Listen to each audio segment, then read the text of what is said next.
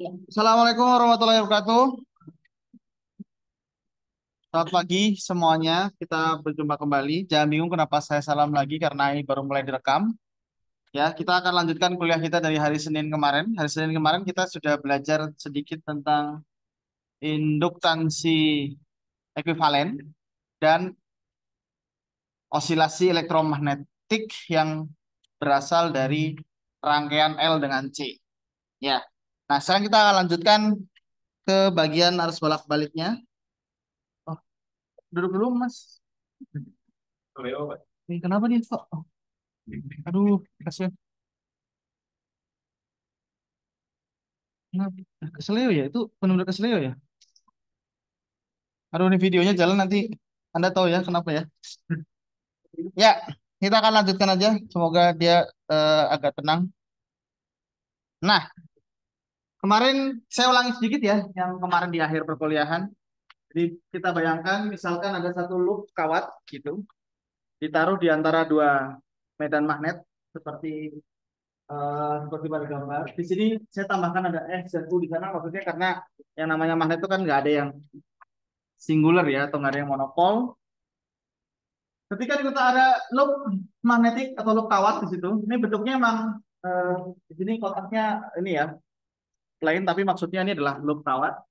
Jadi ketika loop kawat diletakkan di daerah bermedan magnet seperti itu, maka flux magnetik yang menembus penampang A itu bisa didapatkan dari persamaan yang ini seperti biasa.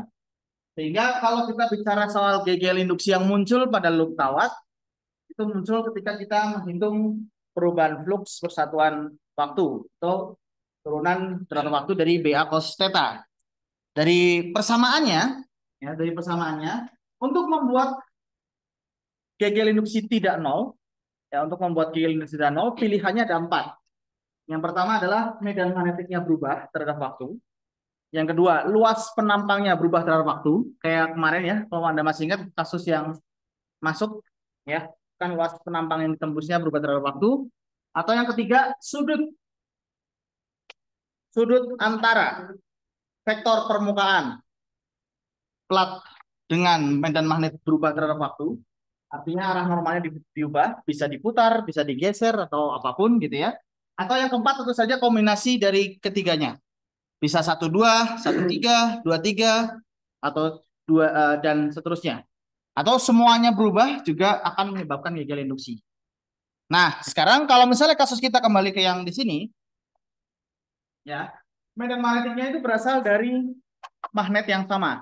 Artinya besar medan magnetiknya tidak akan berubah terhadap waktu. Platnya itu luasnya kita bikin sama. Artinya luas penampangnya secara luasannya itu tidak berubah terhadap waktu.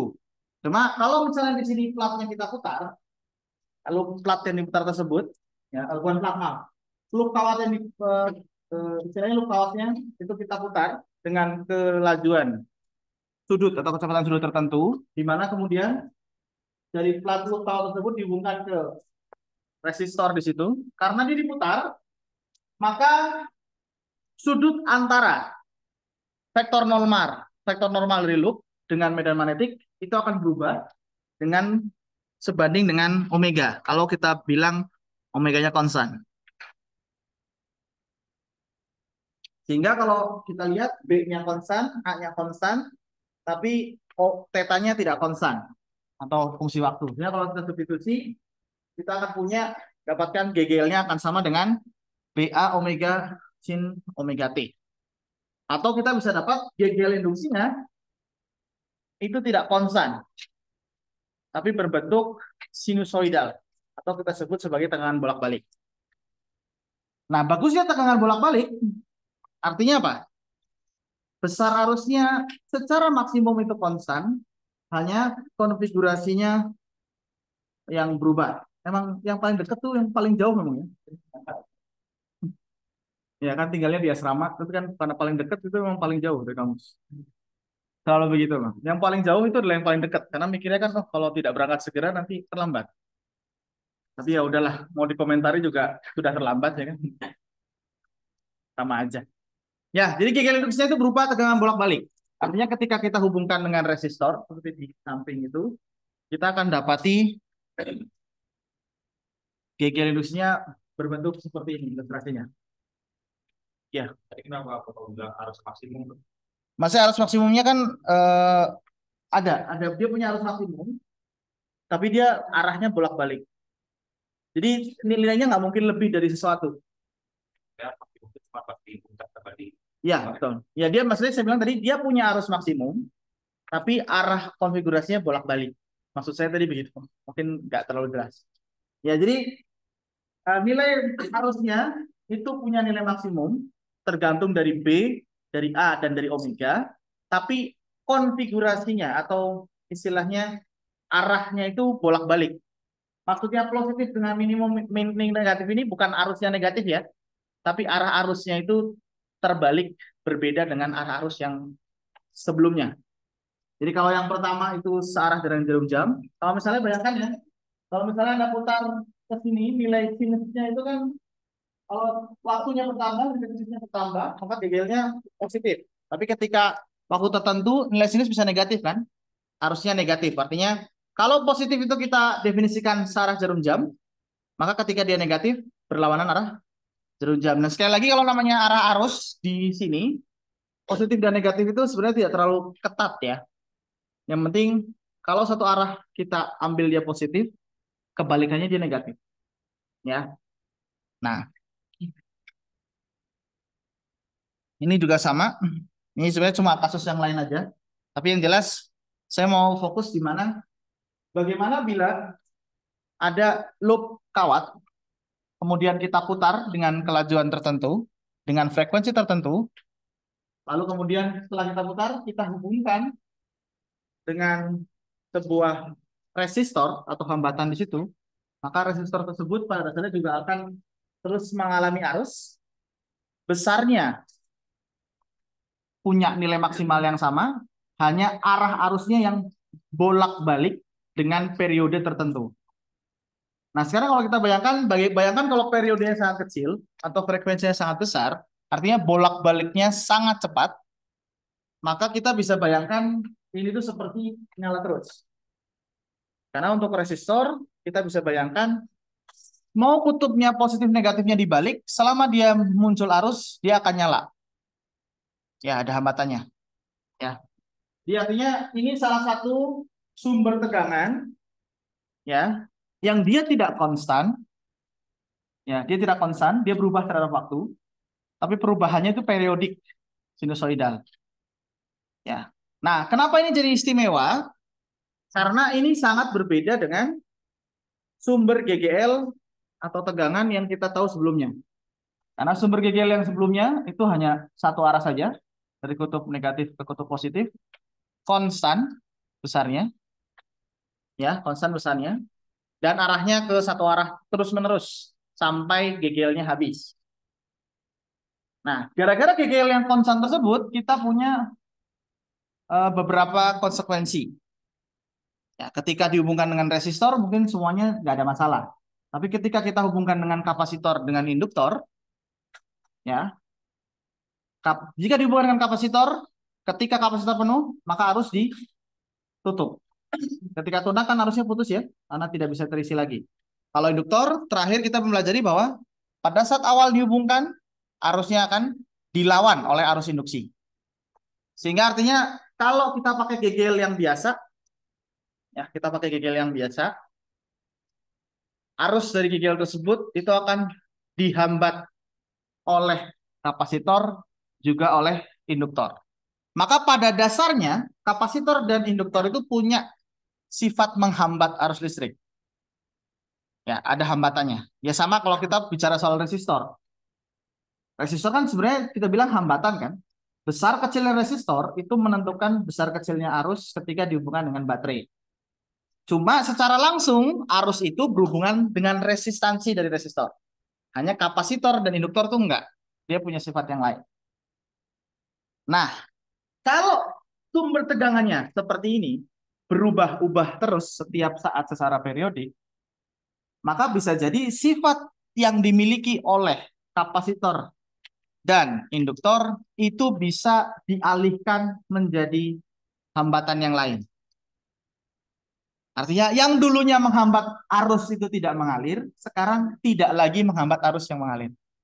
Tapi penghambatan tersebut dialihkan ke sifat yang lain. Nah, kalau Anda sudah ingat apa yang Anda pelajari di SMA tentang RLC, oh ya udah masuk deh. Macet sekali kayaknya di jalan ya. Aduh, udahlah, biarin aja lah. Sudah, Anda yang belum absen nanti suka-suka aja lah. Udah, kita udah mau akhir kuliah, mau puasa, nggak boleh marah-marah. Suka-suka Anda aja lah kuliahnya lah. Suka-suka Anda aja. Mau masuk boleh, mau tidak masuk boleh. Mau ujiannya bagus boleh, nggak bagus juga boleh. Mau nggak ujian juga silakan. Suka-suka Anda aja. Terus kerekam lagi. Aduh, maaf ya. Mohon maaf lahir batin. Ya, ya. Kalau Anda masih ingat ya, berarti di RLC pada saat SMA, ya. Jadi Anda pasti ingat bahwa ada hal yang dimiliki oleh induktor dengan kapasitor yang juga sifatnya sama seperti resistansi ketika dihubungkan dengan eh, baterai. Sehingga kita tinjau tadi ya, sumber GGL arus bolak-balik bentuknya itu adalah fungsi sinusoidal, di mana fungsinya digambarkan dengan fungsi epsilon M sinus omega D kali T, simbolnya seperti itu, di mana omega D itu adalah frekuensi angular dari device GGL, di mana kalau kita bicara soal bagaimana mesin GGL itu adalah dibentuk oleh sederhananya sistem seperti ini, di mana ada sistem loop kawat yang diputar dengan frekuensi omega, kecepatan sudut omega di dalam sebuah daerah permedan magnetik, di mana nanti kalau kita punya omega D 100 misalnya, 100 radian per second, ya artinya kita bisa bayangkan dalam mesin GGL tersebut, si loop kawatnya itu berputar dengan kecepatan sudut sebesar 100 radian per second. Itu aja. Ya. Nah, bedanya kalau kita bicara soal GGL dulu, GGL induksi, GGL, maaf, bukan. GGL biasa dulu, baterai. Di dalam baterai itu ada reaksi kimia yang terjadi sehingga menyebabkan dorongan. Ya, ada energi yang digunakan untuk mendorong elektron dari potensial rendah ke potensial tinggi dan gayanya selalu konstan. Nah, beda dengan ini, GGL-nya atau gaya yang dimiliki oleh GGL untuk mendorong muatan itu bolak-balik besarnya. Nah, karena GGL-nya bentuknya sinusoidal begini, maka kita bisa definisikan arus juga bentuknya sinusoidal. Ya, hanya di sini kita definisikan besaran V. Mana V itu adalah beda fase antara GGL dengan arus. Beda fase itu artinya, kalau fase itu yang dalam ini ya. Kalau saya bilang fase, kalau Anda masih ingat gelombang, ini fase ya. Fase itu artinya yang fungsi yang menunjukkan periodisasi dari suatu fungsi sinusoidal. Artinya kalau beda fase, gampangnya kita bayangkan perbedaan periodisasi antara arus dengan tegangan. Karena di sini plus minus V, kita punya 3 jenis. Kalau V positif, kalau V sama dengan 0, dan kalau V kurang dari sama dengan 0. Kalau V sama dengan 0, artinya kan periodisasinya omega dt dikurangi V kan ya. Artinya kita sebut arusnya tertinggal. Kalau sama dengan 0, ya sama. Atau sefase, kalau ini mendahului. Kenapa? Kenapa? Oh iya, itu tidak tahu yang mana yang rumahnya dekat tapi telah saya kasih tahu loh. Kalau kalau misalnya but kan kasihannya ya kucingnya. Ini tabrak atau gimana ya kayaknya? Lagi hamil juga kayaknya.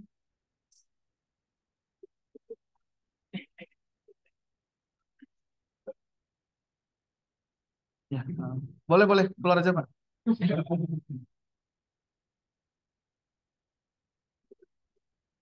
Ya ya udah nggak usah diperhatiin kenapa ya kita memperhatikan kucing. Nah oke. Ya jelas ya. Jadi ini sebenarnya eh, tidak perlu ada juga tidak masalah karena kalau misalnya apalagi kalau tidak perlu sepasa tapi kita definisikan dulu. Saya pakai definisi negatif di sini. Sebenarnya mungkin kalau Anda pakai buku yang berbeda bisa juga positif, bergantung dengan bukunya. Saya pakai negatif, tujuannya pertama pertama itu adalah biar sama dengan holiday. Sehingga karena buku teks kita adalah holiday ya, bukan bukan apa itu? Kok saya lupa? VWiki ya. Ya, jadi buku teks kita adalah Haliday ya, bukan VWiki. Ya, jadi biar ketika Anda belajar buku teks, catatan dengan saya tidak berbeda, nggak bingung. Yang kedua, secara intuitif kita lebih bagus memilih negatif. Nanti akan saya jelaskan di ke belakang. Nah, karena kita berurusan dengan sinusoidal, ya fungsi sin dan cos nantinya, maka akan lebih bagus kita memperkenalkan satu cara operasional dengan menghadapi operasional di mana kita menghadapi fungsi sinusoidal seperti ini. Sepertinya saya sudah pernah ajarkan ya di fisika satu dulu tentang gelombang, bahwa ada satu yang namanya fasor. Saya lupa, saya pernah nggak ya? Tahu nggak? Kalau nggak belum kali ya. Udah belum ya? Kayaknya belum juga sih. Hah? Belum kayaknya. Ya, karena kita berkaitan dengan fungsi sinus, maka kan kita nanti akan menghadapi operasi dengan eh, fungsi sinusoidal seperti ini. Tapi operasi fungsi sinusoidal yang kita tahu adalah yang sudah ada di daftar identitas trigonometri. Kalau belum ada, ya kita nggak bisa serta-merta dapatkan hasilnya. Makanya akan sulit. Makanya kita perkenalkan satu metode untuk operasi fungsi sinusoidal, yaitu dengan menggunakan fasor. Caranya adalah kita definisikan satu sumbu koordinat tanpa nama, ya, sumbu koordinat, di mana sumbu koordinat horizontal dan vertikal nanti untuk kita menggambar setiap fungsi sinusoidal yang ada di gambar dengan benda seperti vektor. Misalnya kita gambarkan fungsi ini nih, GGL yang sinusoidal ini seperti vektor. Jadi bentuknya panah, di mana panjang panah yang kita gambar menunjukkan nilai maksimum dari suatu fungsi, sedangkan bukaan sudut terhadap horizontal atau terhadap titik acuan itu menunjukkan fasenya. Jadi kalau kita gambar, kita misalkan ini kalau kita tidak tulis apa-apa di sini, artinya nol ya. Kalau bukaan sudutnya omega kali dt, misalkan ya, ini misalkan saja. Saya potret pada t tertentu, ini omega dt seperti ini. Sebenarnya kan kalau t-nya bertambah kan dia buka terus ya, bergeser terus. Kita misalkan seperti ini. Maka kalau kita mau menggambar fasor dari tegangan arus bolak-balik, kita bisa gambar seperti ini. Di mana bukaan sudutnya adalah omega dt menunjukkan fasenya, panjang dari panahnya menunjukkan epsilon m. Dan ingat, kalau kita bicara soal sketsa, kita kadang perlu perhatikan kira-kiranya saja. Ya maksudnya kalau epsilon m misalnya kita sebut 10 volt. Ya kira-kira 10 volt bagaimana lah ya. Maksudnya enggak, kalau kita bentuknya sketsa, dia tidak perlu terlalu detail dengan panjangnya karena akan repot kan melakukan ini. Tapi jika Anda nanti pada saat ujian membawa penggaris dan Anda ada soal seperti ini dan Anda memilih pakai penggaris, itu akan lebih baik lagi. Tapi kalau tidak, ya usahakan jangan bengkok biar nggak bingung. Nah, sehingga kalau seperti ini GGL-nya, maka harusnya akan bisa kita gambar seperti ini kan. Bukaannya sama, tapi minus P. Ini harusnya. Ya udah mau puasa, dijatuhkan aja sama bukunya. Tapi kalau, tapi enak ya kalau buku tuh bisa dijatuhkan. Kalau tablet begitu dijatuhkan kan sayang ya. Jangan ya, buku aja. Oh, betul juga ya. Tapi pakai tablet biar nggak dijatuhkan. Soalnya buku tuh pasti jatuh karena itu kan kecil ya. Memang kayaknya paling enak dulu pas zaman SMA tuh masih ya, meja yang panjang itu ya. Ingat sekali. Yang ada lacinya itu, yang kita nyimpan buku gitu. Saya waktu dulu kelasnya nggak moving, SMA kelasnya moving kelas. Ya kalau yang moving kan berarti nggak bisa nyimpan apa-apa kan. Tapi biasanya kalau moving sekolahnya bagus punya locker. Ya, sekolah saya nggak bagus, kecil. Jadi lokernya ya di situ. Nah, yang paling ngenes ketika ada apa pembersihan besar, libur gitu, terus tiba-tiba dibersihin, nah dikumpulin di tengah-tengah sekolah. Punya siapa gitu. Mulai dari majalah, komik, terus hak milik jadinya. Jadi adik saya gitu tuh, tiba-tiba bawa pulang ke rumah bawa komik. Loh, kok punya siapa? Nggak tahu. Katanya nemu di laci gitu. Terus nggak dicariin kamu? Dicariin sih, tapi kan ya udah. terus ternyata malah memenuhi rumah doang. So dia cuma senang ngambilnya aja, nggak senang dibaca. Oke, begini ya. Iya, silakan. Itu bedanya GGL sama GGLM apa, Mas? Nah, kalau GGL itu GGL total, karena GGL-nya kan selalu berubah nilainya terhadap waktu. Kalau GGL maksimum itu nilai maksimumnya. Ya, M itu maksimum ya. Ya, saya pakai M ya. Harusnya saya bilang M maksimum ya. Ini max ya harusnya ya. Max. Ya sebenarnya logikanya kalau ada fungsi sinusoidal seperti itu, nilai sin itu kan kalau paling besar itu satu, paling kecil minus satu kan. Maka nilai di perkaliannya itu pasti nilai maksimumnya.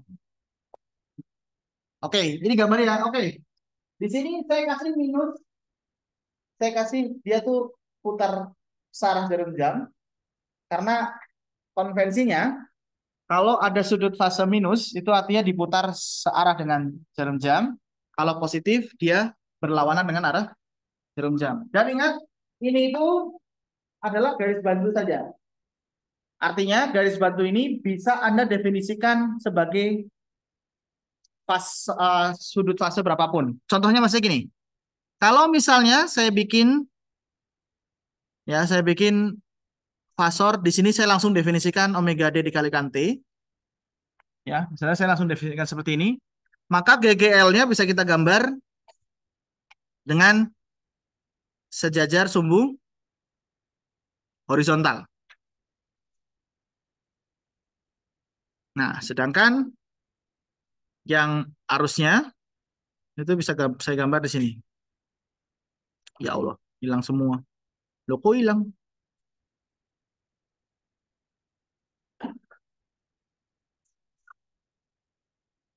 Nah, ini M. Di mana sudut ini adalah P. Karena dibuka 90, apa? Cara gambar bujang. Jadi Anda mau gambar seperti ini, gambar seperti ini juga boleh. Nanti akan kelihatan gambar pilihan dari sumbu horizontal definisi seperti apa yang akan lebih mudah untuk kita nanti mengerjakan operasinya. Oke, ada yang mau tanyakan lagi sebelumnya?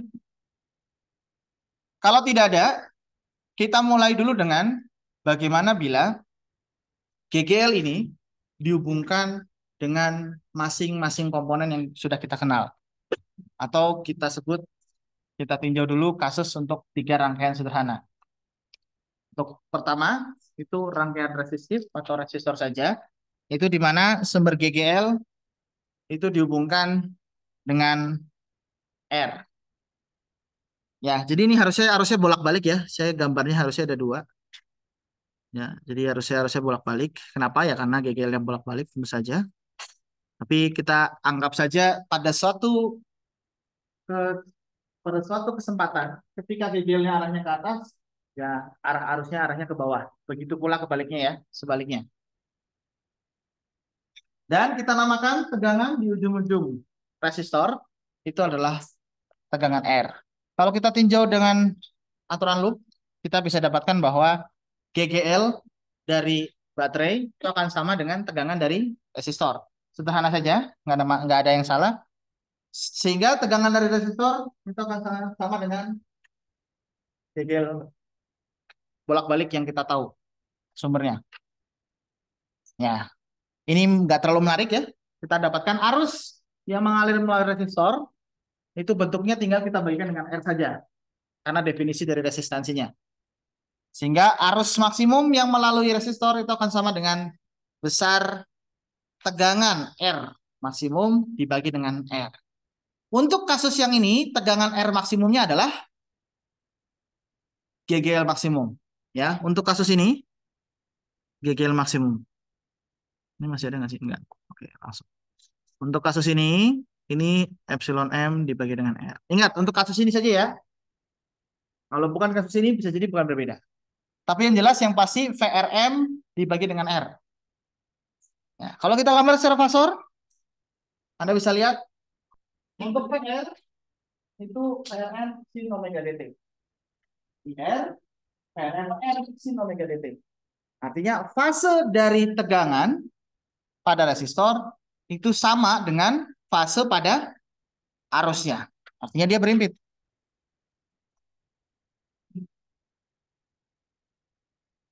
Primbit. Nggak terlalu biasa aja, sama aja. Sama aja seperti kita bicara dengan sumber GGL yang langsung atau bukan yang bolak-balik. Ya, jadi nggak ada yang terlalu menarik, resistor saja. Sekarang bagaimana kalau misalnya kapasitif atau kapasitor saja? Ketika kapasitor saja, alurnya sama ya. Kita pakai loop, kita punya PC itu adalah kapasitor GGL. Cuma bedanya, kita tahu untuk kapasitor persamaannya adalah yang kita dapat dari kapasitor bukan arus tapi muatan. Muatan akan sama dengan P dikalikan dengan C. Jadi kalau kita kalikan dapatnya seperti itu. Kalau mau dapat arus, arus adalah turunan muatan per waktu. Karena turunan, maka sinus itu diturunkan menjadi kosinus. Nah, kalau kita berkaca kepada yang resistor, ya, resistor ini adalah device elektronik yang memenuhi hukum Ohm, di mana arus itu sebanding dengan tegangan, di mana perbandingannya adalah perbandingan linear atau berbanding lurus. Sehingga Anda bisa lihat, arus akan sama dengan tegangan dibanding dengan resistansi atau hambatan. Nah, kita seperti saya bilang, waktu kita belajar direct current tersebut, direct current ya waktu pakai baterai kemarin, kapasitor dan induktor tuh punya sifat menahan arus juga kan? Tapi bedanya kalau direct current, hambatannya langsung memutus arus. Nah, kalau kita berkaca pada hasil yang kita dapat juga untuk kapasitor, Anda bisa lihat di sini. Ini bisa kita tuliskan, ya. Jadi kita bisa tuliskan omega D C VCM. Bisa kita tuliskan sebagai VCM dibagi dengan sesuatu kan? Sesuatu yang sifatnya sama seperti resistansi pada resistor. Di mana sifatnya menghubungkan secara linear antara arus dengan tegangan. Nah, besaran tersebut kita definisikan sebagai XC atau reaktansi kapasitif. Pernah dengar? Ya, pernah dengar?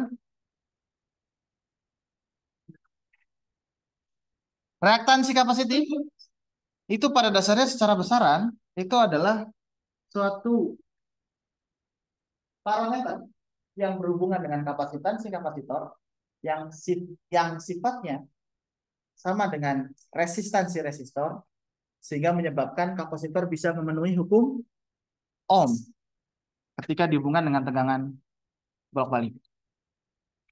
Ya kan ya? Kalau ini saya ubah jadi bentuknya seperti itu, maka XC itu akan sama dengan per omega D per C. Nah, Anda lihat di situ, Anda tukar balik saja. PC-nya dicoret, maka XC akan sama dengan per omega kali C. Sebenarnya sudah berhenti sampai sini, sebenarnya bisa. Cuma kalau kita mau menggambar dalam fasor atau kita memperhitungkan beda fase antara arus dengan tegangan, maka lebih baik kita ubah bentuknya dalam bentuk sinus juga. Kalau kita pakai identitas trigonometri, cosinus bisa diubah menjadi sin plus pi per 2 ya.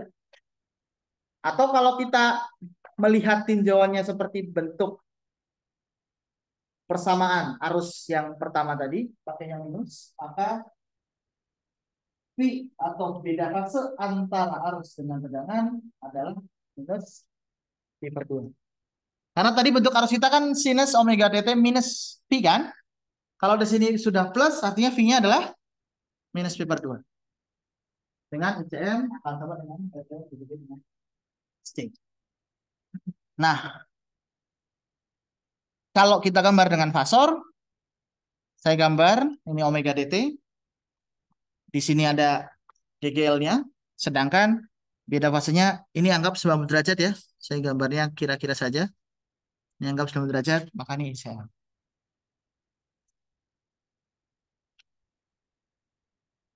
Jadi yang dilakukan oleh kapasitor terhadap arus ketika dihubungkan dengan sumber potensial bolak-balik bukan menahan agar mati arusnya, tapi mendorong fase arus sehingga lebih dulu daripada tegangan. Ya. Jadi kalau Anda bayangkan begini, kalau bolak-balik arus bolak-balik ada bayangkan begini. Selama ini kalau kita bicara soal GGL induksi, GGL induksi akan selalu searah dengan arus induksi. Karena arus induksi muncul karena GGL-nya berinteraksi atau GGL-nya itu berinteraksi dengan hambatan pada kawat. Oke? Sehingga arah arus induksi itu akan sama dengan arah GGL induksi. Kalau arah arusnya bolak-balik, maka ketika bolak-balik fasenya beda, maka bisa Anda bayangkan seperti arus dan tegangan itu tidak bolak-balik dengan fase yang sama. Jadi bisa jadi ketika arusnya sedang berarah berlawanan arah jarum jam, tegangannya dengan jalan sebaliknya. Jadi berbolak-balik seperti itu. Nah, artinya bisa jadi gini kan? Kalau ada hambatan tapi arusnya ketinggalan, ya artinya arus itu bisa jadi tidak di stop, tapi hanya ditahan aja. Beda sama kalau kita bicara soal pakai baterai saja. Di stop, totally stop kan, nggak ada arus. Ini hanya ngubah fasenya saja. Kalau beda, untuk pemberitaan maksudnya apa? Tetap ada, cuma ketinggalan. Semestinya kan kalau misalnya gini, bayangkan saya itu bawa kucing tadi, ya peliharaan saya, nggak pakai tali, nggak, dia ikut aja. Kalau biasanya kucing sama saya itu jalan bareng-bareng. Jadi kalau kita di stop, semuanya stop. Atau misalnya stopnya itu pada saat tertentu, ya kita berdua sama-sama stop. Tapi bayangkan kalau beda rasanya. Saat saya udah jalan ke depan, dia masih di belakang. Misalnya stopnya periodik ya. Saya di stop, tapi dia masih jalan kan. Terus saat dia lifting, naik, dia udah jalan. Dan seterusnya. Jadi kapasitor itu menyebabkan arusnya lebih dulu jalan dibandingkan tegangan. Jadi bayangkan ketika dihubungkan T sama dengan 0, arus dulu muncul, baru tegangannya ada tegangan. Baru tegangannya muncul. Gampangnya begitu. Agak aneh ya ketika dibayangkan, tapi bayangkan kalau ini terjadi sangat cepat. Terjadinya sangat cepat ya. Jadi jangan dibayangkan secara kronologis kayak orang jalan. Ini kalau orang jalan itu ilustrasi saja, tapi ketika dihubungkan cepat sekali. Ya. Kayak misalnya contohnya gini. Yang dilakukan sama laptop itu ketika ngecas baterai, itu kan sebenarnya baterainya itu kan ada punya adaptor, adaptornya itu mengubah arusnya dari AC ke DC ya. Sehingga ketika ngecas baterai dia nggak bolak-balik. Kenapa butuh adaptor? Karena kalau baterai dicas bolak-balik, dia nggak akan penuh ya kan? Karena kutubnya dibolak-balik terus. Makanya perlu ada penyearah. Nanti kenapa kita lebih membutuhkan, lebih bagus membutuhkan AC di suatu tempat tertentu, kita akan jelaskan nanti. Tapi yang jelas, salah satu fungsinya, kalau Anda lihat di sini, ya, nilai arusnya itu tidak akan pernah nol secara terus-menerus. Kalau Anda lihat, beda dengan ini kan, beda dengan kalau kita hubungkan dengan baterai. Ketika sudah, karena kalau baterai, arus dari kapasitor itu bentuk fungsinya adalah eksponensial, negatif. Ketika T menuju tak hingga, dia nol. Karena kalau ini T menuju tak hingga, T-nya berapa? Kalau T menuju tak hingga, nilainya berapa? Nggak bisa kan? Ya kan? Artinya ya kita nggak bisa bilang nol, nggak bisa bilang tak hingga, tapi yang jelas dia nggak akan berhenti. Itu bedanya. Ya kan kalau di limit T menuju tak hingga hasilnya apa? Hah? Ya kan? Tapi kalau kita bagi dengan T, limit T menuju tak hingga jadi 1.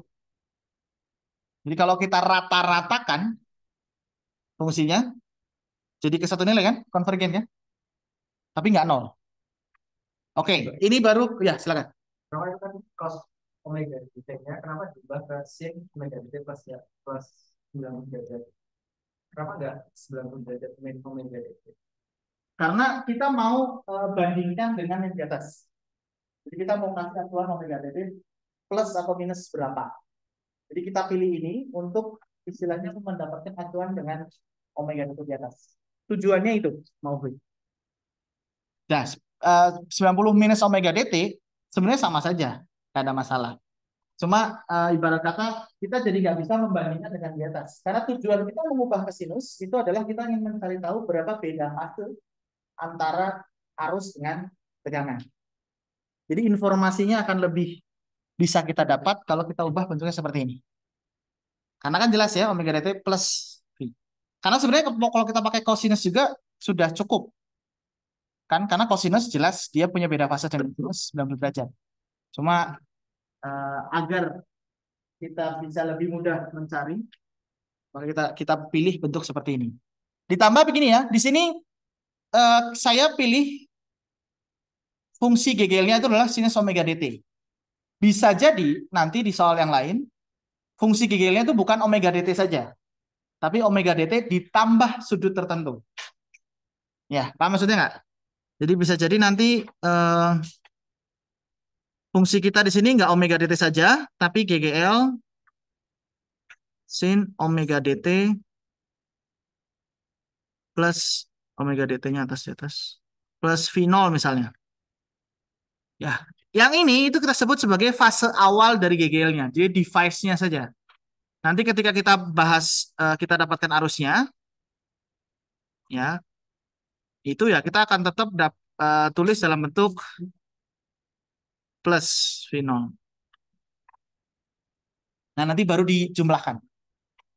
Ya, oke.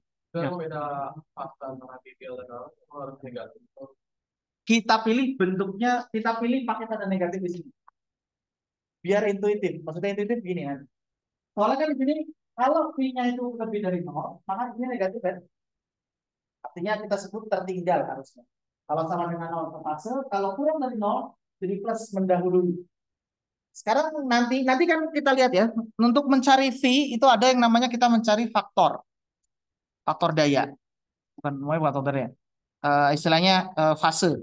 Fase ada cara mencarinya. Nanti akan lebih intuitif kalau kita pilih tanda minus. Ditunggu sebentar ya, kita lihat nanti. Satu-satu. Ini resistor tadi sudah ada.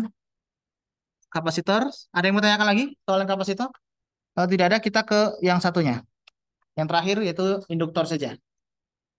Ya. Tentu saja konteksnya sama. Lur seperti ini sehingga tegangan pada induktor itu bentuknya sama seperti dengan GGL. Tapi bedanya kalau tadi resistor itu kan hubungannya langsung I sama V. Kalau kapasitor hubungannya tadi Q dengan C. Tapi kalau kita induktor kita punya hubungannya ini ya. Tegangan pada induktor akan sama dengan I dikali DL, L dikali DI per dt. Sehingga I-nya akan sama dengan per L integral L dt. Kalau kita integralkan hasilnya minus cosinus. Ya. Dengan cara yang sama seperti pada kapasitor tadi, kita definisikan satu besaran yang kita sebut sebagai reaktansi induktif. Sama, karena kita mau tulis induktor itu memenuhi persamaan hukum Ohm. Nah, lalu cos bisa kita ubah. Nah, jadi seperti ini. V-nya positif. Jadi kalau V-nya positif, maka arusnya tertinggal. Sehingga kalau kita gambarkan, pasornya seperti ini. Oke, tapi Anda perhatikan ya, Anda ingat-ingat. Beda fase antara tegangan dengan arus jika dia itu dihubungkan dengan induktor, itu adalah minus pi per 2, artinya arus tertinggal. Kalau kapasitor, itu tegangannya yang tertinggal. Dan kalau ditanya, Pak, pasti pi per 2? Iya, pasti pi per 2. Kalau kapasitor saja atau induktor saja. Kalau mereka berdua atau bertiga bersama resistor itu dihubungkan di satu rangkaian, kita harus cari secara total. Kenapa? Sini jelas ya, ini nggak perlu saya perpanjang lagi untuk yang induktor. Bagaimana kalau kita hubungkan mereka dalam satu rangkaian? Disclaimer untuk TPB yang kita pelajari itu hanya rangkaian seri saja. Ya, rangkaian paralel juga sebenarnya bisa diajarkan, tapi tidak masuk SAP karena dia itu istilahnya butuh pengetahuan lebih terkait dengan nanti kita akan punya fase apa namanya frekuensi yang berbeda. Terus kemudian nanti akan berhubungan dengan ada bilangan kompleks dan segala macam. Ya, jadi sepertinya untuk TPB kita simpan, nggak diajarkan. Yang penting cara berpikirnya aja. Ya. Bagaimana kalau dihubungkan di satu rangkaian atau rangkaian RLC? Hal pertama yang perlu kita perhatikan di sini, walaupun saya tuliskan dia RLC, tapi karena dia rangkaian seri, konfigurasinya kita ubah itu tidak mengubah apapun. Paham maksudnya? Mau CLR, CRL, LRC, LCR, RCL, ya, itu tidak mengubah perhitungan apapun. Paham maksud saya? Jadi karena dia seri, maka kedudukannya seimbang. Mau R-nya dulu yang dituliskan atau di tengah segala macam, selama dia dihubungkan seri, nggak ada yang berubah. Kecuali nanti akan ada misalnya dua kapasitor di sini dihubungkan paralel. Ya artinya kapasitornya ya harus diganti dulu dengan kapasitor ekuivalen ya dan segala macam. Nanti kan ada soalnya. Satu itu. Kedua, ya yang perlu kita perhatikan, karena dia rangkaian seri, mau bagaimanapun ceritanya, arus yang mengalir pada setiap komponen itu sama. Karena rangkaian seri, maka setiap komponen akan mengalami arus yang sama. Yang beda adalah tegangannya. Seperti yang saya gambar di atas, tegangan di R dengan tegangan di L dan tegangan di C itu tidak selalu sama. Ya, tapi total tegangannya harus sama seperti UGL. Tapi ingat, kita sudah pelajari ya, tegangan di R, tegangan di L dengan tegangan di C itu punya sifat yang berbeda terhadap arus. Apa maksudnya? Ketika arusnya sama mereka berdua, ketika di R ketemu arus, VR-nya kan sama dengan GGL ya. Jadi VRM sin omega dt. Ketika arus ketemu VL, VL-nya VLM sinus omega dt minus pi per 2, betul? Lalu VC, VCM sin omega dt plus pi per 2. Nah, kalau kita jumlahkan seperti biasa, ya, itu nggak bisa langsung. Kenapa? Karena VRM itu tidak selalu sama dengan VLM, tidak selalu sama dengan VCM. Jadi kalau kita jumlahkan dengan trigonometri, itu nggak bisa. Anda masih ingat kan, sin alfa ditambah dengan sin beta, itu syaratnya harusnya koefisien depannya itu sama. Kalau nggak sama, ya perhitungannya nggak bisa kita langsung jumlahkan. Makanya kita nggak bisa kerjakan langsung dengan penjumlahan trigonometri. Kita harus kerjakan dengan fasor. Mari kita coba gambarkan fasornya. Kita bayangkan secara umum GGL dan arusnya bentuknya seperti ini. Sehingga kalau kita gambarkan secara fasor, saya gambarkan seperti ini ya. Saya pilih sumbu horizontalnya omega dt minus V.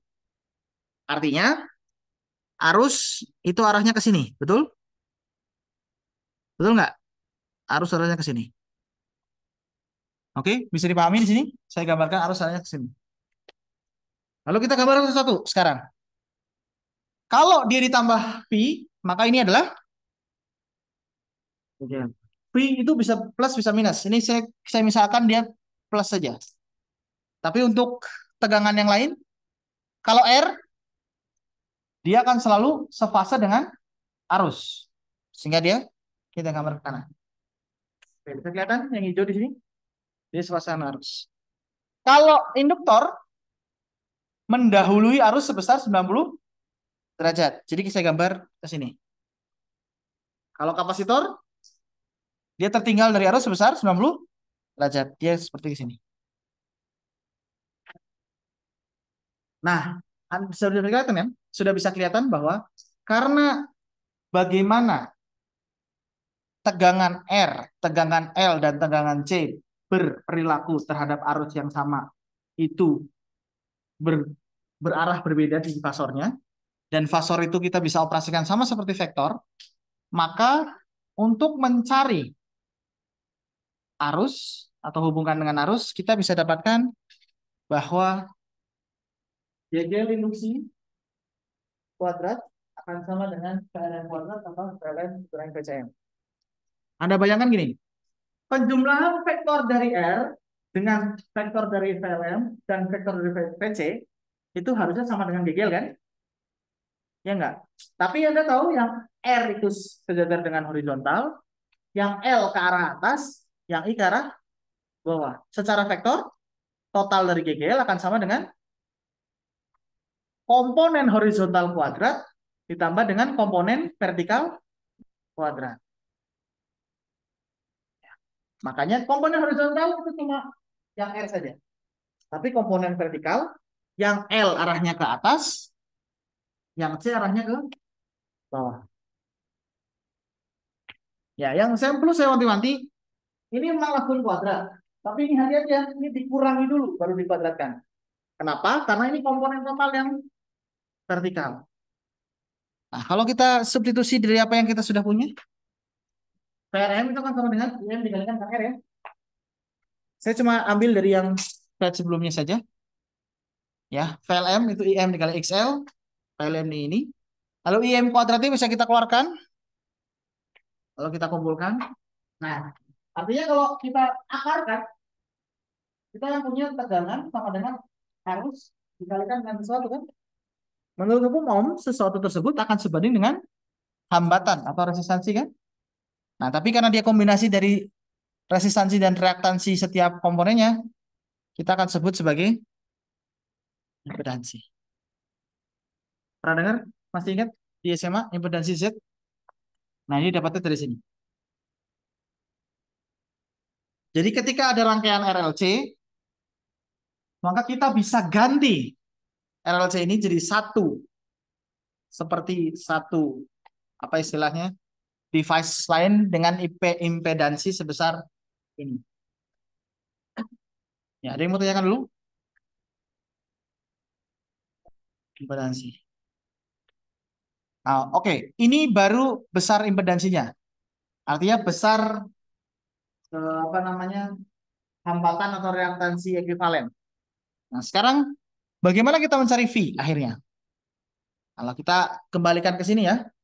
Nah, kalau kita mau cari V, ya artinya kita bisa dapatkan bahwa tangan dari V itu akan sama dengan selisih ini dibagi dengan PRM, betul? Lalu kalau kita keluarkan arusnya dari masing-masing tegangan, kita akan dapatkan tangan V adalah XL minus V per M. Tangan. Nah, makanya perhatikan. Nilai tangan itu antara 0 sampai tidak terdefinisi untuk kuadran 1. Oke? Ya, tapi bisa positif, bisa negatif. Ya, apa maksudnya? Kalau nilai tangannya negatif, maka dia akan berhubungan dengan sudutnya yang negatif. Maksudnya Anda paham nggak maksudnya? Ketika tangan V itu kurang dari 0, maka V itu juga kurang dari 0. Ketika tangan V lebih besar dari 0, maka V itu juga lebih besar dari 0. Nah, sekarang yang menyebabkan tangan V positif atau negatif itu yang mana? Ya, pembilangnya ya. Jika XL lebih besar dibanding XC, maka tangannya positif. Artinya dia cenderung membukanya ke atas, betul? Kalau cenderung buka ke atas, artinya GGL sumbernya akan mendahului arus sebesar V itu. Nah, makanya kita sebut induktif. Ketika XL lebih kecil dibanding XC, maka tangannya negatif kan? Ketika tangannya negatif, ini gambarnya nggak begini ya. Harusnya membukanya ke bawah. Ketika membukanya ke bawah, artinya tegangan tertinggal dari arus. Artinya dia bersifat kapasitif.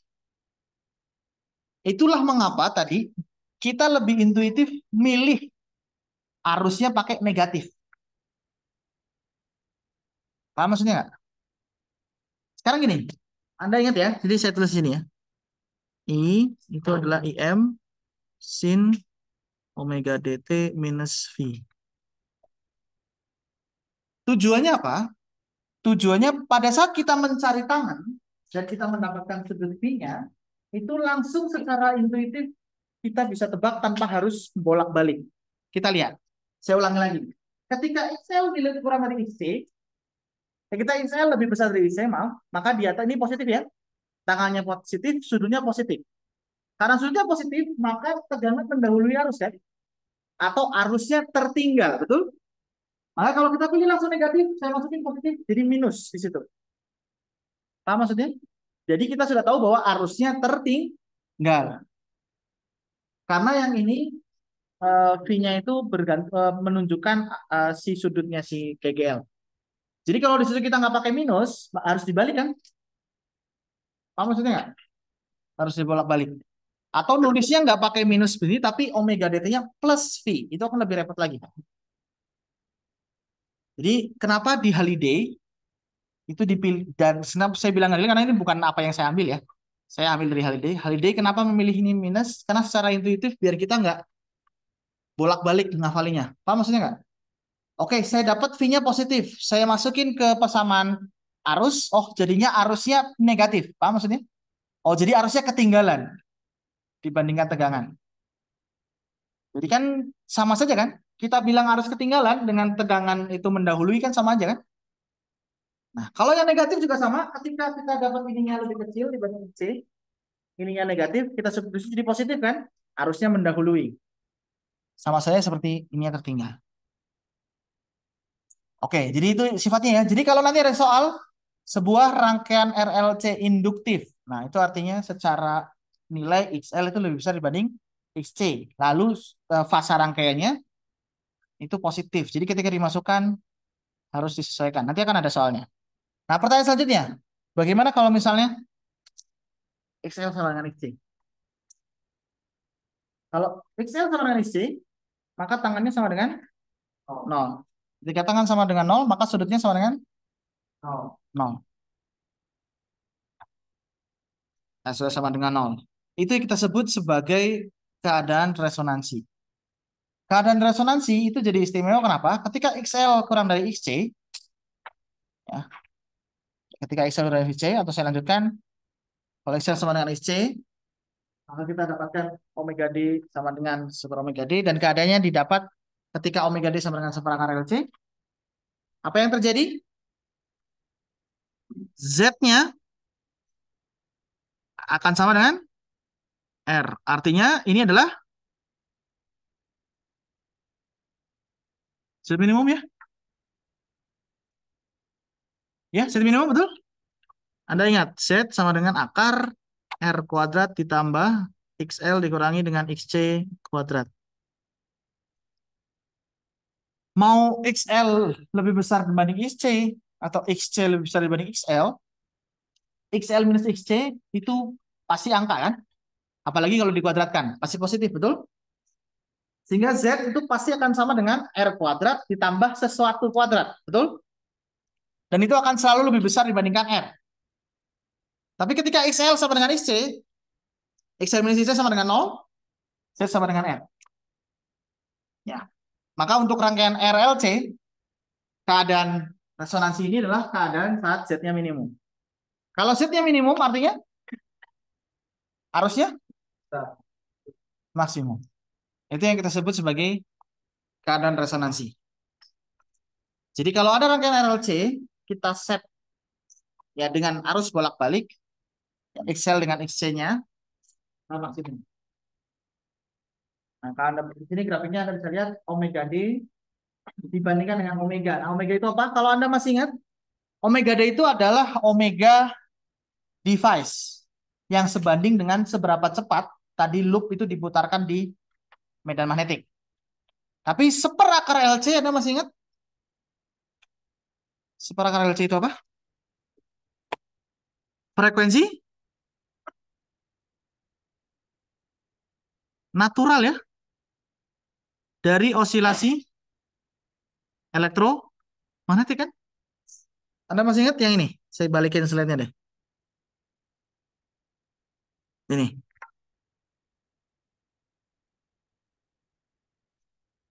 Nih, ya kan?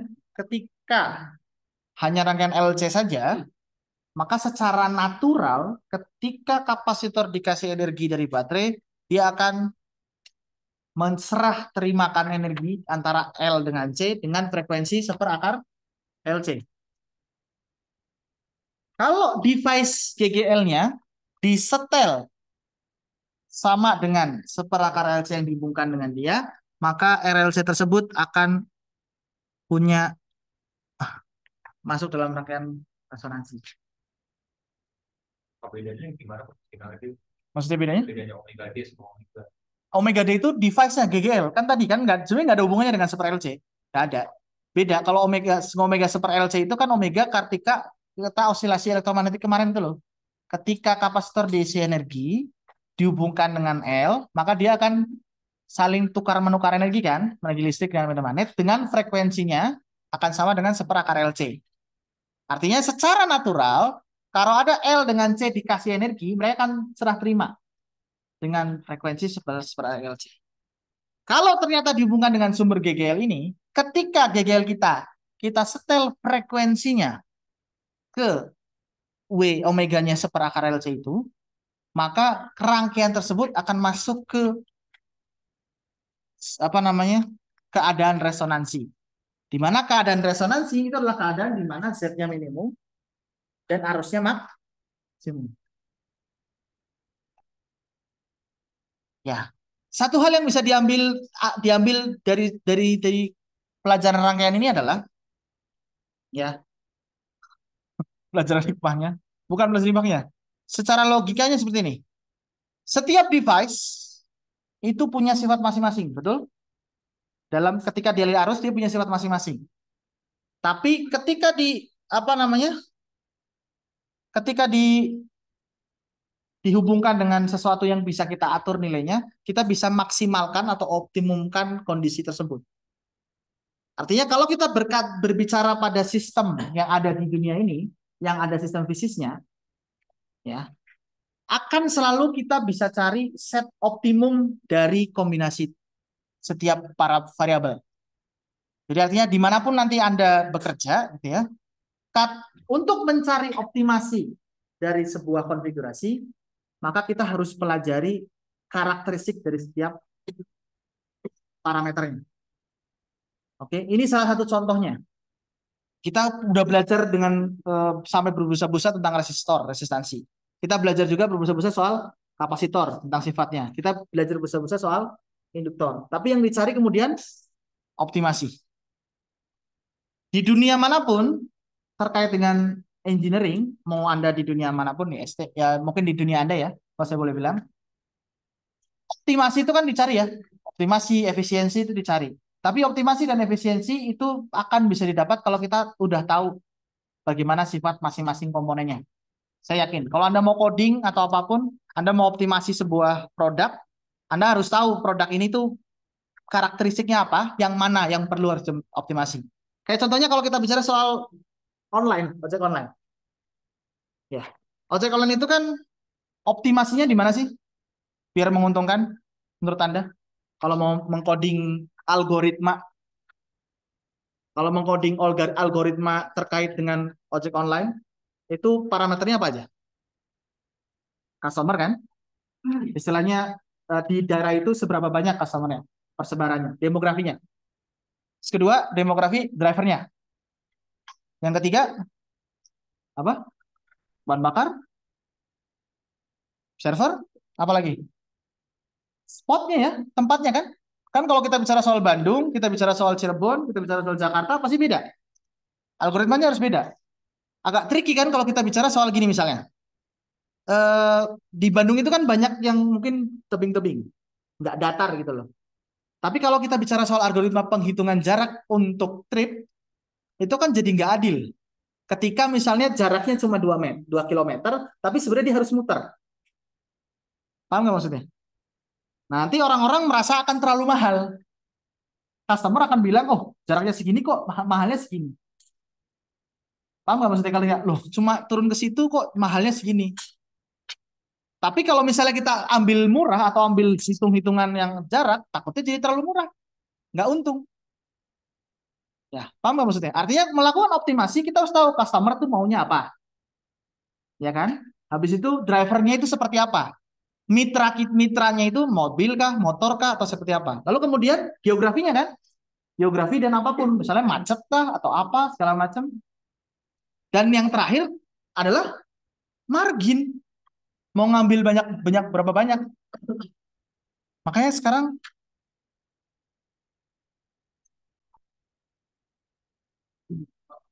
silakan. Di bagian golongan tiga bagian dan itu kami jauh jembatan diri Hambatan diri, maksudnya hambatan hambatan hambatan dalam. hambatan dalam. Oh enggak. Jadi gini, oke, bagus, pertanyaan yang bagus. Jadi pada saat kita membahas RLC di sini, kita maksudnya RLC di sini itu adalah oh sebelumnya. Oh enggak, kita enggak tinjau. Kita enggak tinjau. Enggak, kita enggak meninjau itu. Kita meninjau arusnya itu muncul karena ada reaktansinya aja. Jadi ideal aja. Ideal aja. Sebenarnya kalau mau ditinjau, ya jadinya bukan rangkaian C doang, tapi R dengan C. Nah, kalau rangkaian R dengan C, ya nanti ditinjaunya pakai ini, RLC. Paham maksudnya nggak? Jadi, yang kita pelajari secara teoritik tadi di tiga rangkaian sederhana, kita membahas ketika tegangan itu hanya berhubungan dengan induktor dan kapasitor saja. Ketika induktor dan kapasitor juga memiliki hambatan dalam, maka pada dasarnya kita membahas rangkaian RLC juga. Paham nggak Mas Ivan? Ya, jadi kalau misalnya di sini RL dengan C, kita bisa bayangkan dia seperti golongan saja. Kalau misalnya induktor itu punya hambatan dalam, maka kita bisa tempelkan, gabungkan dengan R total. Karena kalau misalnya induktor itu punya hambatan dalam, maka bisa kita bayangkan rangkaiannya jadi begini kan? Aduh, jangan merah. Ini R, lalu ada R satu lagi, baru L. Nanti ada R satu lagi, baru C kan? Ini R-nya RL induktor, R-nya kapasitor, ini induktor, ini kapasitor, ini R. Nah, ini bisa diganti menjadi ini juga kan? Bisa jadi begini juga kan? Ya, ini R ekuivalen, ini L, ini C. Di mana R ekuivalennya? R ditambah RL ditambah RC. Ya karena kan seperti saya bilang tadi ya, kalau kalau seri mah diputar-putar nggak masalah ya. Jadi RC yang di sini juga kita tukarkan dengan L-nya, maka RL dengan RC itu apa namanya? Rangkaian apa namanya? Resistor di serangkai seri. Kalau seri bisa kita ganti resistornya ini. Begitu pula kalau ada C mau paralel atau ini bisa kita ganti menjadi satu C. Jadi pada dasarnya seperti ini. Nah, yang kita pelajari di rangkaian sederhana itu jika misalnya hanya dihubungkan dengan induktor dan kapasitor saja. Ya, secara ideal memang sebenarnya kalau kita bicara soal induktor atau kapasitor, dia pasti punya hambatan dalam. Jadi ya pada dasarnya ya kalau dihubungkan dengan L, ya ada ini. Makanya nanti kalau dihubungkan dengan AC, nilainya itu pasti berbeda. Nah, ini bisa jadi RBL. Bisa kebayangkan kalau ini jadi RBL kan? Bedanya berapa? Misalnya Anda beli di toko listrik di sini deket apa tuh? Ada apa ya? Kalau di sana kan ada di Ganesha itu ada A6. Di sini ada toko listrik itu nggak? Di Ganesha tuh di dekat Baltos, tahu Baltos ya? Ya, ada toko komponen elektrik namanya A6. Kalau di sini di sekitar sini ada nggak yang mirip? Harus ke sana ya. Kenapa? Sabar Subur nggak ada ya? Sabar Subur nggak ada komponen elektrik itu? Kapasitor itu resistor nggak ada? Nggak ada ya? Saya juga belum pernah ke Sabar Subur sih. Cuma sering lewat doang. Kayaknya tuh toko serba ada ya. Mau nyari apapun ada kayak di situ. Mirip Borma kayaknya, tapi lebih ke toko kelontong. Iya, jadi bisa juga kan, jadi kalau Anda bicara solar bel, misalnya Anda beli induktor. Induktor kan pada dasarnya kawat yang dililit kan. Dia pasti punya hambatan. Anda hubungkan dengan sumber tegangan AC, jangan pakai terminal langsung ya. Anda pinjem satu daya misalnya di lab fisika dasar, satu daya AC dihubungkan. Nanti kalau untuk mencari arus atau tegangan itu nggak bisa pakai multimeter ya, tapi pakai osiloskop. Harusnya sih di fisika dasar ada. Karena kalau pakai multimeter, multimeter itu tidak akan bisa mengukur arus AC. Yang bisa diukur sama dia itu pasti nilai efektifnya saja. Karena kan arus kan bolak-balik tuh ya. Jadi kalau pakai multimeter ya semestinya bolak-balik kan. Nggak akan bisa juga. Jadi pakainya osiloskop nanti. Tapi bisa juga nih jadi RBL. Kali kali aja ini RBL-nya kalian. Kalau ini enak. Tapi harusnya bikin sesuatu sih. Tahun lalu tuh bikin apa ya? Mobil. Mobil. Bukan. Mobil pakai induksi. Bisa mobil. Mobil. Mobil. Mobil. Nggak bikin dinamo mobil induksi tuh. Mobil lagi ya. Kalian tuh jadi bikin mobil ya 1 tahun ya. Bagus lah jadinya fisika saya bikin mobil. Tapi sayangnya mobilnya, aduh sayang banget kemarin tuh. Sudah. Oke, ada yang mau tanyakan? Kita tadi sampai ke slide yang ini juga ya, resonansi. Oke, nah kita masuk ke soal ya. Kita coba soal. Kita coba soal ini. Ya, Anda sudah punya beberapa persamaan yang Anda punya. Sudah punya pengalaman. Oke, contohnya ke soal ya. Anda kerjakan, nanti kita akan bahas. Nanti ada waktu harusnya. Jadi pas bentuknya seperti ini, tapi Anda lihat soalnya ya. Remove the inductor from the circuit in figure 31,7. Ini figure 31,7 ya, saya gambarkan. Lalu set R dan segala macam di angka begitu. Yang ditanyakan adalah Z, V, dan I. Jadi gambarnya istilahnya begini ya. Jadi ini rangkaiannya ke sini. Lalu kemudian ini dihapus. Ya. Nah, coba. Sekarang nggak ada induktornya. Dengan persamaan yang ada, silakan Anda kerjakan. Yuk.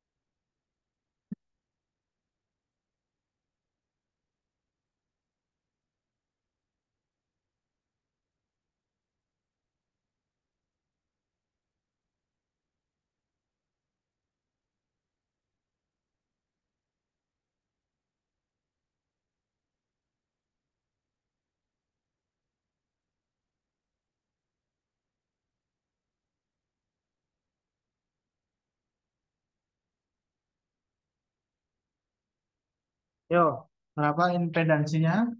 Berapa V dan berapa I? I itu I total ya, bukan I maksimum saja.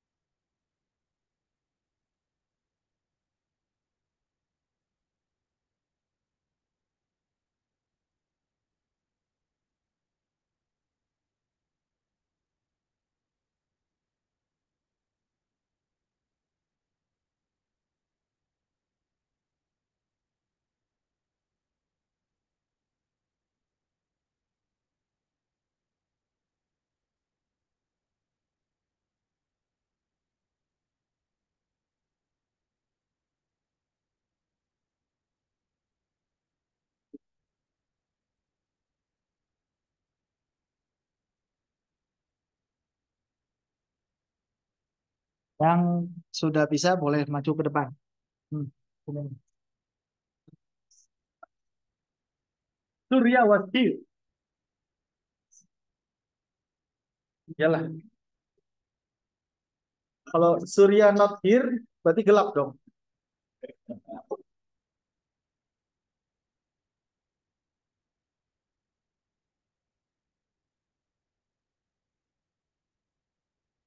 Nah, di sini induktornya nggak ada ya.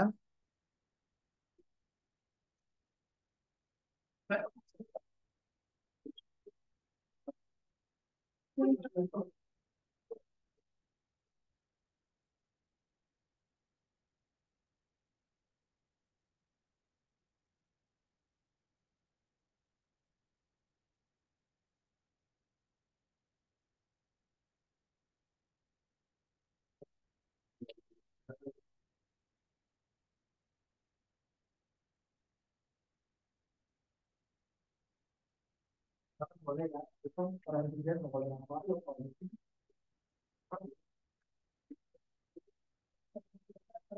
Di saya kan sudah ada panduan kerjanya dan ruangannya. Itu tunggu saja nanti saya update di tim.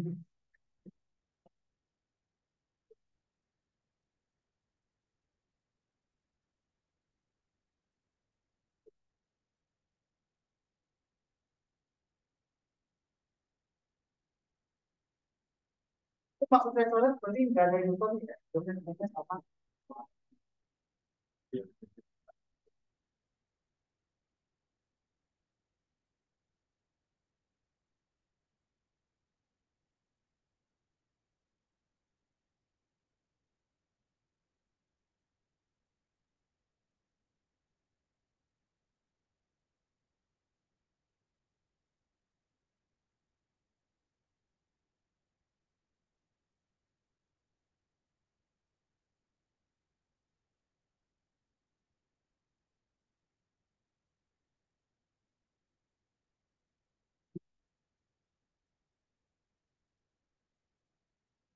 Nah, jadi yang diketahui FD ya.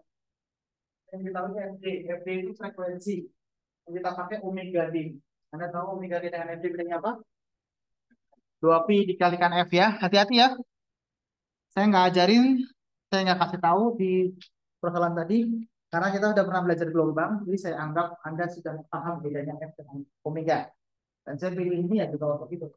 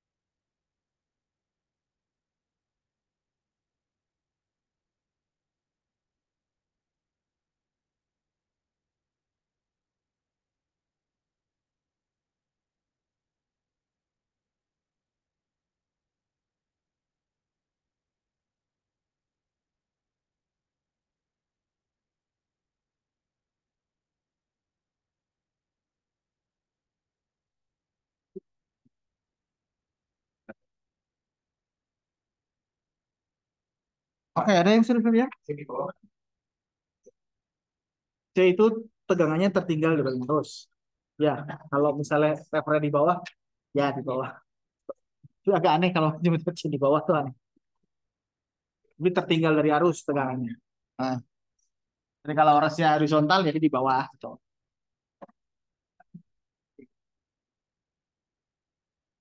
Ayo, ada yang berani maju ke depan?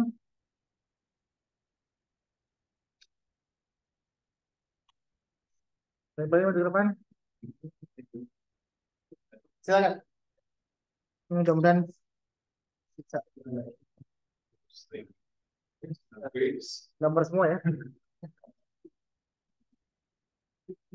Ini jangan-jangan kamu lihat dari Vicky ya kan? Enggak, Pak. Oh ya, oke. Kalau lihat di Vicky, saya tuh masih merasa bersalah. Kadang, soalnya nama saya ada di Vicky ya. Kalau ada yang pegang Vicky, coba lihat di kata pengantar, itu ada nama saya. Ada nama saya. Nama saya kan aneh ya. Jadi kalau ada nama itu, ya mungkin nggak saya gitu. Coba di kalau ada yang pegang Vicky, lihat di kata pengantar, ada nama saya di situ. Hah? Ya karena setelah jadi dosen, jadi tahu PBG itu, aduh, PBG kan dibikin dalam sudut pandang kita sebagai mahasiswa kan, ya nggak? Jadi membantu sekali gitu loh. Wah, ini membantu teman-teman kita jadi dosen. PBG itu sedikit tricky. Kalau dia benar jawabannya, oke. Tapi kalau dia salah, kita nggak bisa reach kan? Paham nggak maksudnya? Yang namanya ngerjain kan mahasiswa, bisa jadi salah ketik atau emang keliru atau apa kan? Nah, ya itu gitu. Terus yang terjadi yang seringnya adalah PBG itu jadi bahan tantangan. Pak, di PBG jawabannya beda. Loh, ya kalau beda bisa jadi dia yang salah. Kenapa harus saya yang harus bertanggung jawab? Apa nggak maksudnya? Dosen tuh suka gitu jadinya. Jadi kayak, tapi kalau saya mau marah-marah juga, aduh, ada nama saya harus gini-gini. Gitu. Jangan ribut-ribut. Gitu. Ada yang bawa PBG? Ada? Masih ada nggak? Nama saya masih ada nggak? Hah? Masih ada? Udah lihat? Ada di kata pengantar. Karena PBG itu dibikin di angkatan saya waktu jadi BP Himafi. Itu dibikin karena mau mengalahkan hegemoni bandel soal gamais. Ya biar lebih bagus aja sih. Ya sudah.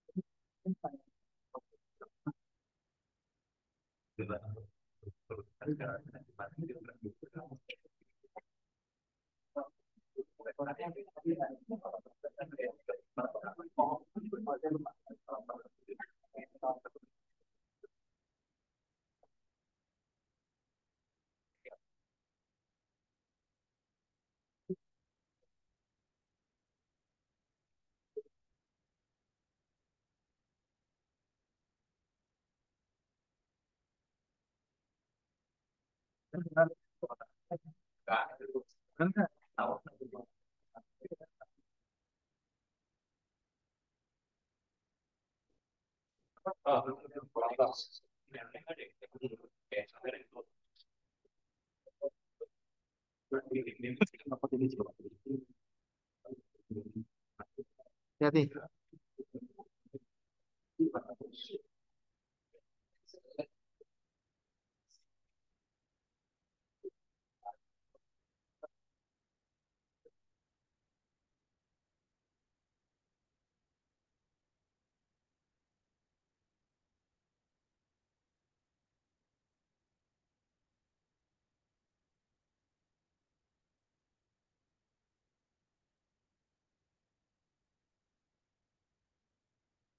Ya, ini nanti jawabannya nggak akan saya tulis di ini ya, slide-nya ya.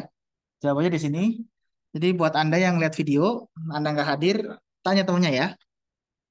Hmm. Apalagi kalau Anda nggak hadir tapi absen.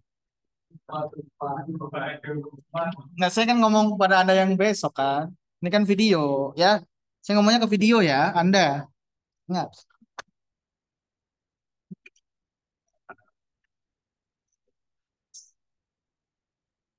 jangan diulangi lagi ya. Jangan diulangi lagi.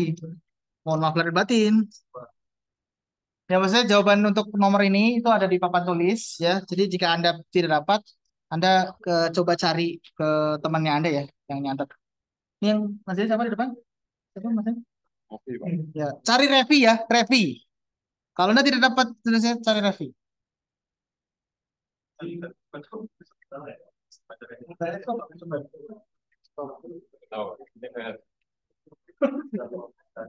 Makanya ikut, nah, kalau kamu nggak pakai term yang dari saya pasti beda. Makanya apa ya, Fel?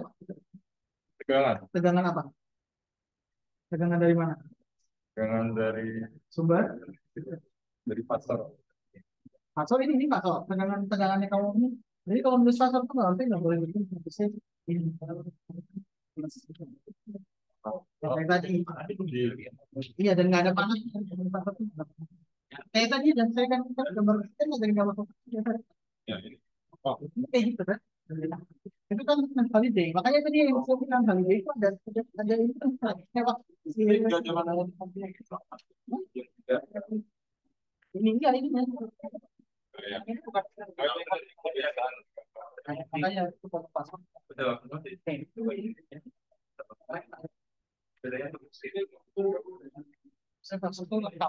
udah. Nggak apa-apa, nanti saya lengkapi. Oke, terima kasih. Nafi. Oke, ada yang berbeda? Duduk dulu boleh, Mas. Sampai aja sampai. Ya, jadi yang pertama, eh, di situ tulisannya tidak ada induktor, jadi hanya R dengan C saja. Ya, jadi kalau hanya R dengan C saja, bukan berarti dihilangkan. Kita bisa tinjau kalau R dengan C saja, maka XL sama dengan 0. Ya, itu aja. Jadi persamaannya bekerja dengan baik dengan kita substitusi nilai XL sama dengan 0. Nah, di situ kita WFD, maka sebenarnya mau seperti ini langsung juga boleh ya. Satuannya XC karena sama dengan resistansi itu berarti ohm juga. Atau Anda hitung dulu di baris pertama gitu ya. Anda hitung dulu omega D sama dengan 2pi kali FD juga boleh ya. Ini berapa radian yang disebutkan? Tujuannya apa? Ya tujuan kenapa? Hah? Nah ini nah, makanya kan ini jawaban temennya nanti kita bahas satu-satu kan. Belum bilang benar atau salah. Saya mau membahas. Nanti kalau salah ya salah, nggak apa-apa. Cuma kan jangan bilang salah, itu enggak. Kita lihat dulu. Salah. Ya, maksudnya kita lihat dulu ya. Kan nanti kita benar. Kalau misalnya Revi sudah benar, saya akan bilang benar. Anda bisa catat. Kalau misalnya ada kekeliruan di jawaban Revi, nanti saya benarkan, Anda koreksi ya. Ya, kita lihat ya. Jadi pertama di sini diketahui hanya FD saja. Yang kita perlukan adalah omega D. Jadi sebenarnya Anda bisa saja pertama kali menghitung langsung omega D-nya. Jadi biar Anda nggak terjebak dengan hitungan yang rumit seperti ini.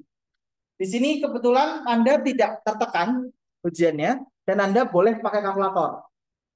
Jadi perhitungan yang begini itu bisa dilakukan dengan mudah dengan kalkulator. Cuma kalau misalnya di ujian itu vibe-nya kan beda ya. Anda tertekan atau ada mungkin ini soal yang paling mudah di antara 5 soal yang lain gitu kan. Kan bisa jadi ya.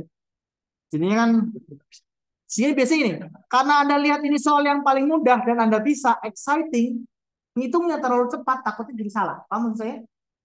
Dan itu berabe ya.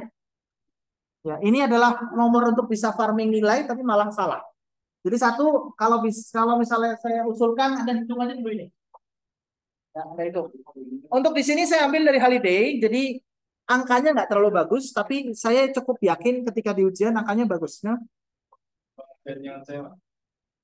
maksudnya, oh belum belum ya. Makanya tadi dibilang nggak ada ini.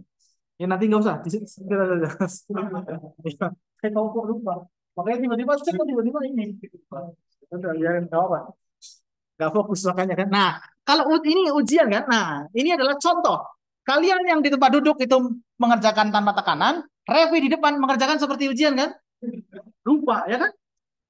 Nah, ini contoh langsung dikasih contoh. Terima kasih Revi. Memang aktor yang sangat baik. Tapi kita belum pernah ketemu sebelumnya kan? Nggak saya briefing ya, ini memang. Ya kan, ini soalnya nggak terlalu sulit. Tapi ketika Anda dalam tekanan seperti Revi di depan, itu bisa lupa seperti ini. Bayangin, nggak ada i-nya ya, coret langsung dong. Coret, ya kan? Nggak ada i-nya, langsung coret, ya kan? Dan di situ, dalam keadaan saya di depan tadi masih membantu Revi. Ya nggak? Itu aja masih, ya saya juga di situ jadi tekanan kan? Ya itu contohnya. Soalnya nggak terlalu sulit. Saya nggak mau bilang mudah, nggak terlalu sulit. Tengah-tengah, tapi ketika dikerjakan oleh Anda ketika lagi santai begini, tidak ada tekanan, tidak harus dikumpulkan segala macam, terlihat biasa aja kan? Tapi ketika sudah dalam tekanan, ada yang terlupa. Oke, makanya saya usul, kalau Anda merasa tidak terlalu pede, ya Anda kerjakan pelan-pelan aja, one step by step, karena cari omega D-nya. Setelah itu dapat angka kan? Setelah dapat angka, tadi XC-nya, ya persamaannya sudah benar, perhitungannya sudah ini, dan ini belum dihitung sampai akhir ya sebenarnya. Ya, nanti kalau Anda ditanyakan XC dan XL harus sampai akhir ya. Biasanya pi masih dibolehkan, tapi kalau begini belum dihitung namanya. Tahu maksud saya? Jadi sampai akhir. Seharusnya angkanya gampang. Lalu yang pertama kita cari adalah impedansi Z. Ya, langsung begini sudah nggak masalah. Dan kalau sudah dihitung, ini tinggal dimasukin angka aja kan. Nggak perlu dihitung lagi.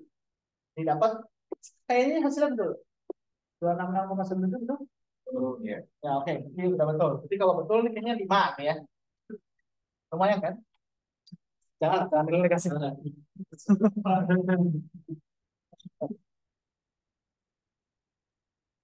Nah, oke. Lalu pi. Nah, tadi bocoran aja.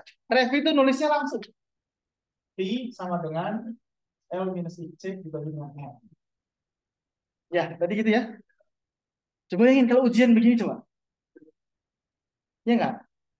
Kalau saya yakin kalau ujian begini, Anda merasa benar. Pas keluar nomor 2, oke nih. Pas lihat kunci Jawa, lihat bekas, kok salah? Hati-hati ya, hati-hati. Ya, kejumawaanmu itu akan menjadi harimaumu. Hati-hati. Ya. Ya. Soalnya yang paling sulit ya, yang paling sulit dikalahkan perasaan menyesalnya adalah ketika keluar ujian rasanya bisa, lalu melihat pengumuman kok begitu. Terus merasa pertama kan, bersama apa? Denial. Wah, aku bisa kemarin. Ya sudah, kita ketemu, kita lihat berkas. Saat lihat berkas, acceptance. Sebenarnya nilai gue lebih jelek nih. Kok dikasih? Ya sudah pernah merasakan itu kan? Merasanya bisa, nggak terima nilainya nggak bagus. Kemudian, oh, jadi hati-hati ya. Oke, ini hati-hati. Nah, tadi saya sempat ingatkan, jadi saya karena kalau jawabannya benar, tulisan begitu salah, bisa dikurangi nilainya. Jadi ya, hati-hati ya. Yang lain juga hati-hati ya. Jadi alat tangan ini 0. Nah, ini sekali lagi kan belum dihitung. Nah, hasilnya minus ya. Ini derajat. Ada yang jawabannya sama berbeda? Ya, nah kalau saran saya, jangan pakai derajat, pakainya radian. Kenapa? Karena nanti pada saat kita menulis itu kan IM in omega dt minus V ya. Ini tuh dalam radian. Karena omeganya itu radian per second. Dikali T kan second ya, radian. Maka T-nya juga radian ya. Jadi biasanya kalau disuruh dicari sudut itu bisa antara angkanya sudah bagus atau berhenti sampai situ saja. Nah, maksud saya berhenti ke arkes tangan berapa gitu, karena nggak boleh belakang orto. Berhenti sampai sini maksudnya. Arkes tangan berapa ini kan angka ya. Karena kan dari sini ke sini itu benar-benar mutlak harus kalkulator ya. Ya, jadi berapa radian minus 0, berapa ya? 0,7. 723. Oke, jadi kalau kita cari arus, kita cari dulu IM ya. IM, saya hapus ya Revi ya. Saya hapus. Maaf, saya hapus.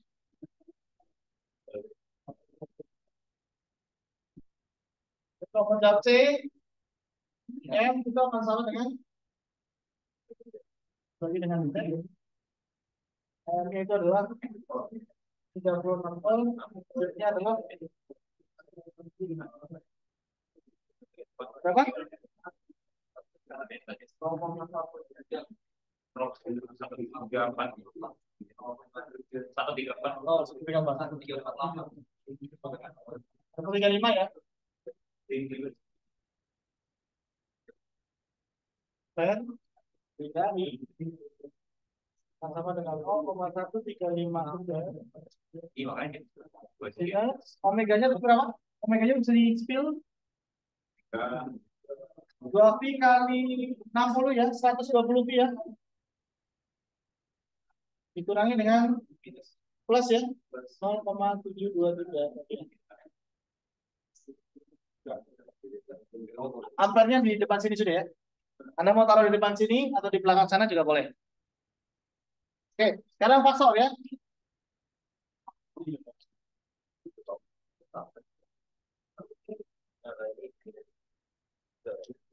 Ya, kalau gambar faktor harus jelas ya. Sekarang kalau Anda mau mengikuti saya, ya mengikuti yang dari saya biasanya sini saya kasih omega dt. Ya, omega dt. Kalau omega dt artinya di sini kita punya GGL atau biar gampang atau arus lah ya. Kalau memang gambar arus kan gampangnya gini.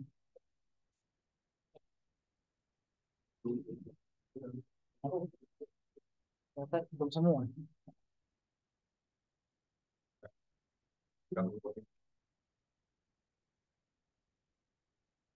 Ini omega D P plus. Nah, ini saya tulis. Kalau kayak gini, ini berarti harusnya sini ya. Terus M harusnya di sini. Aduh, ini nggak ada warna lain ya. Ini impian saya untuk di double. Di sini PRM. Lalu kemudian ke bawah ke CM.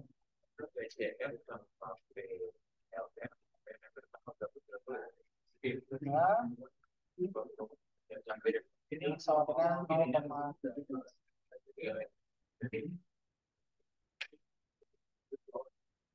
Ya, jadi faktornya sampai kayak tadi ya.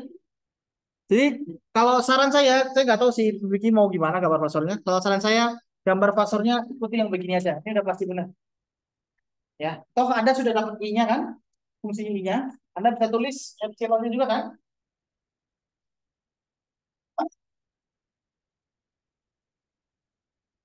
Ya, kenapa 120 pi? Karena 60 dikali 2 pi ya. Jadi ini 36.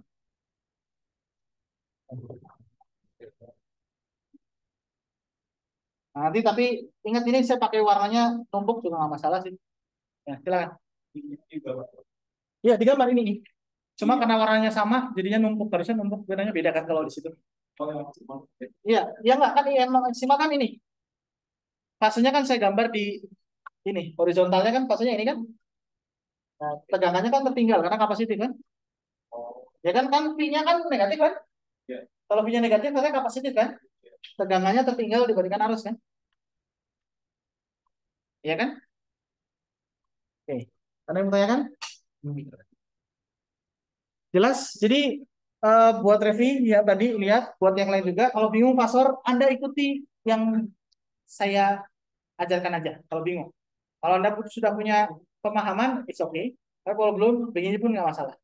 Ini I, ya silakan.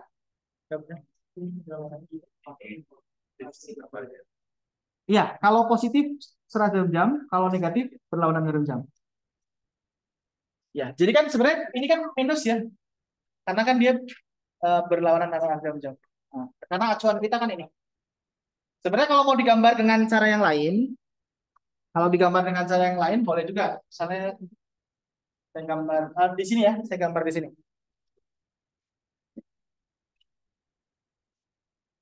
Jadi kalau kita gambar dengan cara yang lain, jadi kita gambar misalnya gini ya. Ini omega D kali T, berarti ini 120 pi kali T. Maka kita bisa bayangkan arus itu, ya, ini misalkan di sini ya, 40-an derajat, kira-kira di sini lah ya. Ini IM. Ini 0,752. 752 lagi. 723. Oh, 752 sih. Gini kan? Lalu VRM kita tahu dia berhimpitan kan dengan IM. Jadi saya himpitkan di sini tapi saya panjangin dikit karena dia lebih besar pasti. Ini harusnya berhimpit ya. Dia di sini. Ini VRM. Lalu VCM itu kalau VCM ya terhadap arus dia pasti tertinggal sebesar 90 derajat kan? Artinya cara menggambarnya kita gambar saja 90 derajat. Dari arus 90 derajat. Ini 90 derajat ya. Ini VCM. Lalu kalau kita gambar GGL-nya, GGL-nya kan penjumlahan. Ya, ya ini jadi lurus ya, susah ya. Oh lurus ya, pas GGL-nya pas lurus kan?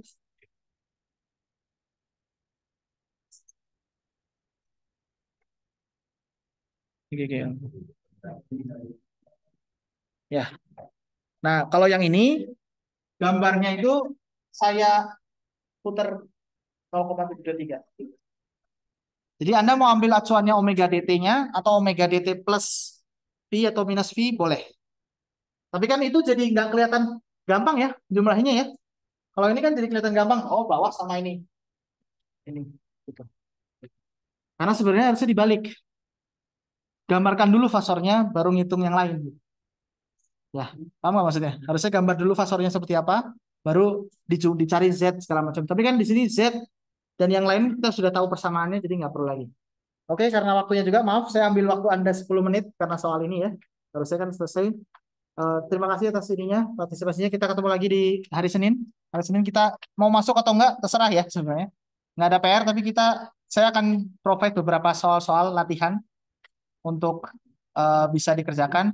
Hari Minggu nanti saya akan kasih soalnya, soalnya bukan buat PR atau apa, tapi biar Anda bisa baca dulu. Ya, saya kasih itu bukan kisi-kisi, bukan apa ya, itu sekiranya mengingatkan Anda kepada soal-soal yang bab yang kita sudah lewati lebih jauh untuk bisa diingat. Nanti Senin kita bahas di jam 8 lewat Zoom kita. Itu aja. Terima kasih. Assalamualaikum warahmatullahi wabarakatuh.